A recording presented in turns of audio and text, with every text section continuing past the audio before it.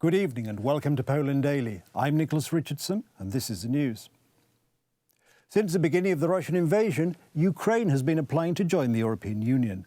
Last June, the European Council officially granted the country candidate status. Today, EU Affairs Minister Szymon Szynkowski-Welsank announced that a bilateral initiative for Ukraine's integration into the European Union is to be established, which will operate on two levels, working and political. The idea to create such an initiative emerged during Monday's visit by Polish government representatives to Kiev. Accession to the European Union is a complicated and difficult process. A process in which a whole series of criteria and requirements must be met in various areas. Poland is ready to share its experience of almost 20 years ago with Ukraine in order to accelerate this process. Poland has supported Ukraine's accession to the European Union from the very beginning. This is not the only help Poland's eastern neighbour can count on.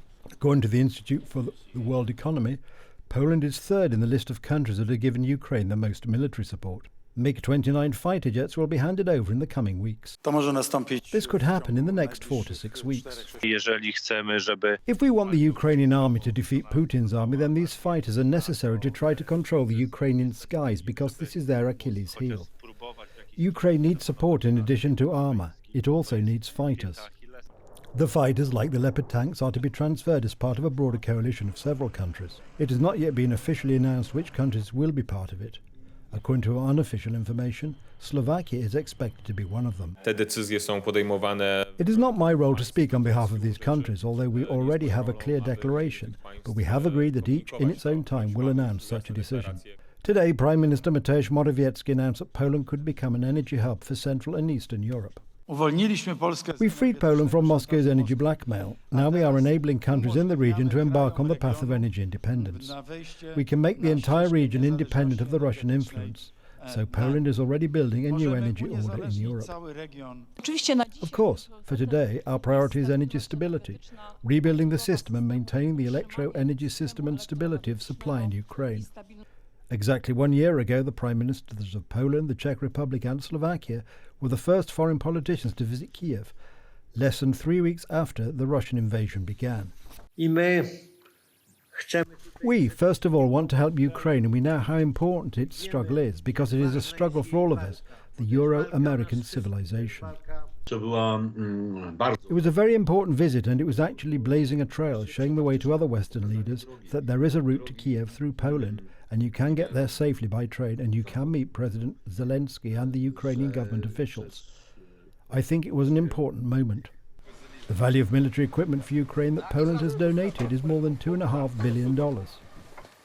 Polish consumers say they are finding it harder and harder to make ends meet as inflation soars to its highest point in over a quarter of a century and households are faced with sharply higher prices for food and energy.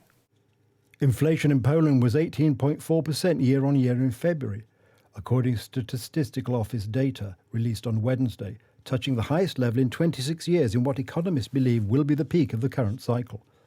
Prices for food and non-alcoholic beverages rose 24% year-on-year in February. The prices are quite high, especially for the food recently. For example, for tomatoes, for right now you have to pay around 20 zlotys per kilo. The normal price was around 12. Pepperoni did the same. It went quite high for 30 zlotys per kilo or something. This is not something I remember in my life. Surging energy costs have put households across Europe under pressure. And with prices for housing, water and electricity and gas rising 22.7% in February, Polish student Kinga said she was having trouble paying the bills. For example, electricity. And also when we want to warm our houses with gas, it's also a huge difference. Now it's really hard to pay them. For Maciej, a teacher and football coach who was out with a pram for a walk, inflation was making it harder for him to support his young family. Things about my kids, because something like I have 2 kids and when I must buy, for example, milk, Pampers or something like that, it's expensive. It's expensive,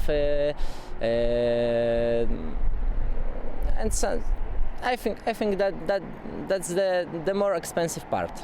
Most things that you would buy in supermarkets, like fruits and vegetables just skyrocketed in the last month. Prime Minister Mateusz Morawiecki held political consultations with Latvian and Icelandic heads of government, Krišjānis Kariņš and Katrin Jakobsdottir, in Warsaw today. Both talks focused on issues related to the war in Ukraine and the consequences of Russia's aggressive policies.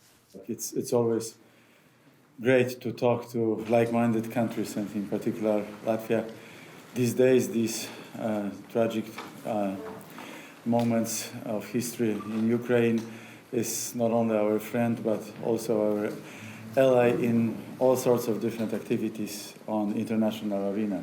And they are extremely important, as everybody knows, to revert back to peace, to stability and security of our region.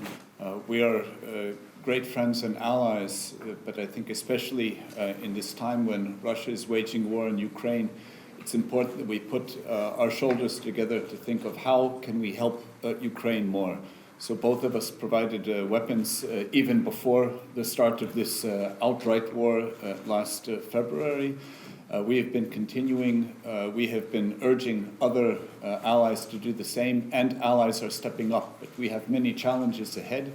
One is munitions. How will Europe be able to produce enough munitions to continue to provide Ukraine, but also to help restock all of Europe? And we also have to think about the future of Ukraine. A Russian fighter jet damaged a United States Air Force drone over the Black Sea. As a result, the unmanned drone worth $6.5 million was damaged and crashed into the water. The United States Air Force issued a statement accusing the Russian pilot of acting in a reckless, unreasonable and unprofessional manner. Early today, Moscow told Washington to keep well away from its airspace after a US drone intercepted by Russian jets crashed into the Black Sea, the first known direct confrontation between the countries since Russia invaded Ukraine. The US military said the incident on Tuesday was caused by a mid-air collision after two Russian Su-27 fighter planes approached one of its MQ-9 Raptor drones on a reconnaissance mission over international waters.